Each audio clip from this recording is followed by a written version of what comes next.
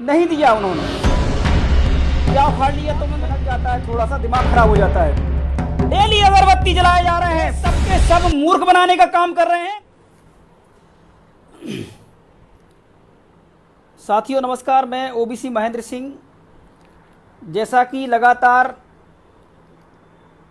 Date पर date Madhya Pradesh में OBC आरक्षण जो 27% जो लगातार बीजेपी कभी श्रेय ले रही थी, कभी कांग्रेस ले रही थी, कभी ये संगठन ले रहा था, कभी ये पार्टी ले रही थी, आज फिर आपने देखा नहीं दिया उन्होंने।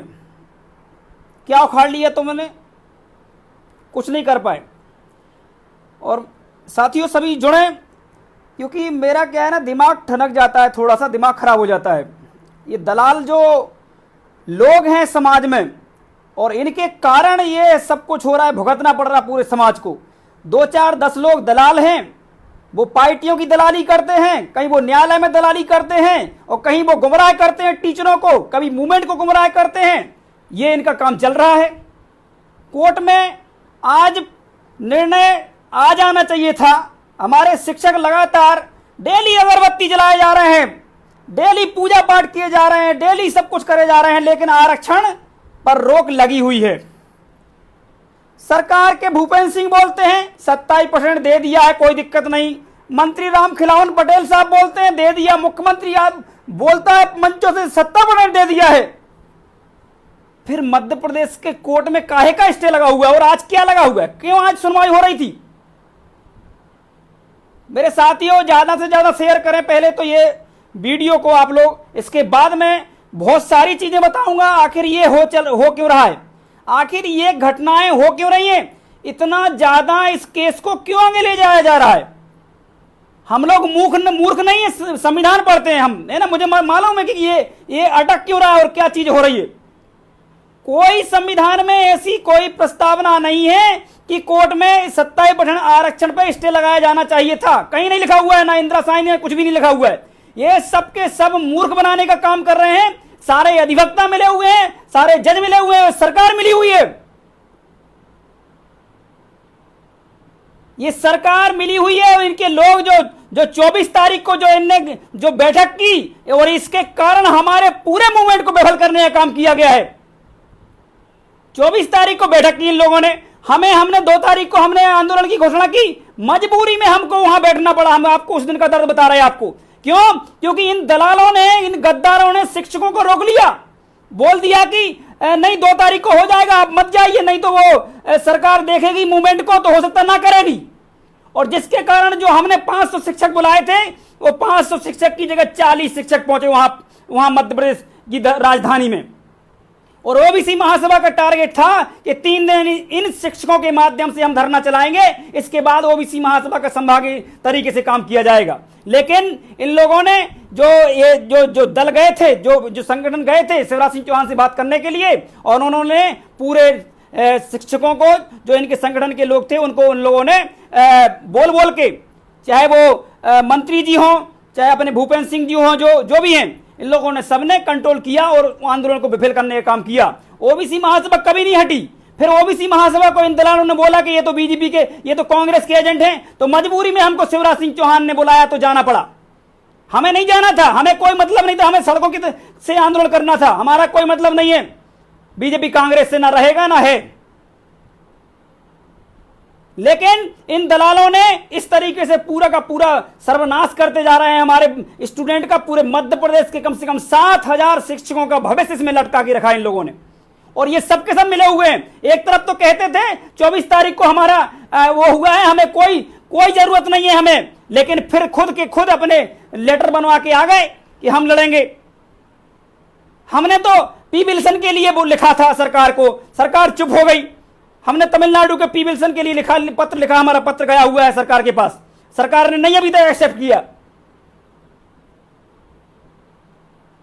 लेकिन ये सबसे बड़ी समस्या जो है, ये जो दलाल एजेंट बने हुए हैं, इन्होंने, आरएसएस ने क्या किया, ओबीसी महासभा को तोड़ने के लिए लगातार प्रयास किया जा रहा है। लेकिन सुन लो कान खोल के, अब बीजेपी और कांग्रेस वालों, तुम 2 फाड़ करोगे ओबीसी महासभा में, हम 4 फाड़ करेंगे बीजेपी कांग्रेस में। ध्यान रखना, छोटा मोटा संगठन मत समझो, ब्लॉक ग्राम स्तर तक संगठन पहुंच गया है हमारा।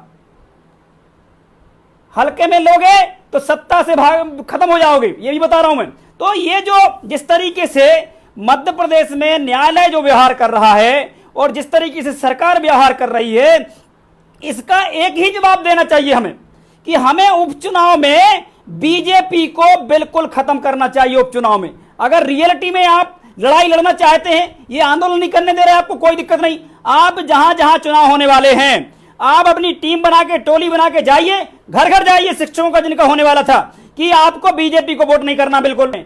आखिर बाबा साहेब ने तो संविधान लिखा, तो 340 अनुच्छेद लिख दिया आपके लिए कि आपकी लेकिन इसके बाद भी हम नहीं ले पाए 74-75 साल में। आखिर क्या हुआ इस देश के अंदर कि कमंडल की यात्रा की, कि मंडल की यात्रा में जाना चाहिए था, कमंडल में गए थे, जाना कहां चाहिए था, किनको हमें नेता मानना चाहिए था, किनको हम मान बैठे। हम कभी अपनों के बीच ये बात नहीं करते हैं, सिर्फ टिकट मिल जाए हमें तो लोधी महासभा बना ली, लोधी महासभा बनाई, 63 सीट मध्य प्रदेश में अपने आप में बाहुल्य हैं और सीट मिलती है 4-5। लोधी महासभा बनाई, अपनी 50 सीट पे बाहुल्य हैं और सीट मिलती है 4-5। कुशवाहा महासभा बनाई और सीट मिलती है 5-6, और आप बाहुल्य हैं 50 सीट पे, 70 सीट पे। साहू समाज मध्य प्रदेश के अंदर 4-5% है, 4%, एक भी विधायक नहीं है, फिर भी बीजेपी, मोदी, बीजेपी, कांग्रेस, राहुल, बारे क्या गजब की, मैं क्या क्या बताऊं आप लोगों को यार। तो ये चिंतन करने की जरूरत है, और जब तक ये चिंतन नहीं करोगे तब तक पिटोगे, लुटोगे, मारेंगे वो, तुम कुछ ना उखाड़ पाओ, क्योंकि उनका थाने में ही बैठा है, न्यायालय में बैठा है, राजनीति में बैठा है, और तुम्हारे गुलाम उनने गुलाम बना के रखी, क्योंकि वो नेता है, वो मंत्री बड़े पद लेके बैठे हैं, मंत्री बन गए तो उनको लगता है ऐसा ना हो कि मेरे काम रुक जाए, तो तुम्हारा काम नहीं कर रहा है, क्योंकि तुम्हारा से क्या लेना, उनको अपना पेट भरना है, अपना घर भरना है, अपने बच्चों को विदेश में पढ़ाना है। तो खासकर एक चीज ध्यान रखना, ओबीसी महासभा में कोई भी संस्थापक नहीं लिखेगा, कोई नहीं है संस्थापक, हम सबने मिलकर बनाया है ओबीसी महासभा को, कोर कमेटी ने बनाया है। तो एक बात, ना कोई राष्ट्रीय अध्यक्ष है, ना बनेगा कभी, इसमें राष्ट्रीय कोर कमेटी काम करेगी उसका, और ना ही संरक्षक है।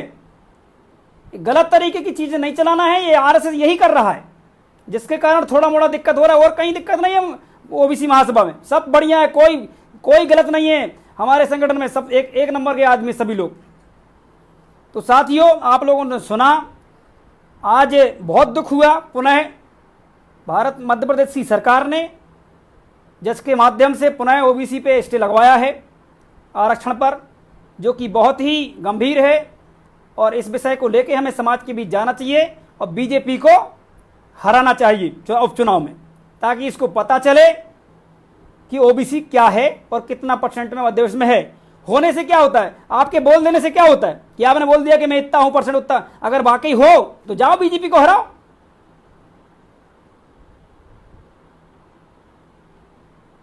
क्योंकि कांग्रेस तो तुम्हें दे नहीं सकती ना, कोई ये मत सोचना कि मैं कांग्रेस की बात कर रहा हूं, कांग्रेस को भी आप हरा दो, कोई दिक्कत नहीं, और ले आओ किसी को, कोई दिक्कत नहीं है, उसको लाओ जो तुम्हारी बात सुनेगा, तुम्हारे लिए सड़कों पर लड़ेगा, तुम्हारे साथ खड़ा होगा, तुम्हारे महापुरुषों की बात करेगा, संविधान की बात करेगा, जो आपको संरक्षण देगा, जो आपके लिए लड़ेगा। बहुत बहुत धन्यवाद। मैं ओबीसी महेंद्र सिंह, राष्ट्रीय कोर कमेटी सदस्य, ओबीसी महासभा।